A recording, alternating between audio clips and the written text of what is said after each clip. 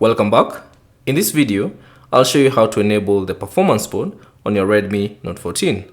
Now keep in mind that this feature is only available on the Redmi Note 14 Pro and the Redmi Note 14 Pro Plus.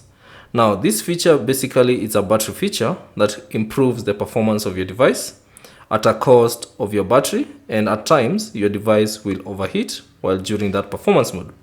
Now if you'd like to enable the performance mode, all you have to do is open settings, scroll down and tap on battery, and then select current mode. Now you should see the performance mode option. Simply tap on it, and then you should see device performance will improve. This might increase power consumption and lead to overheating issues.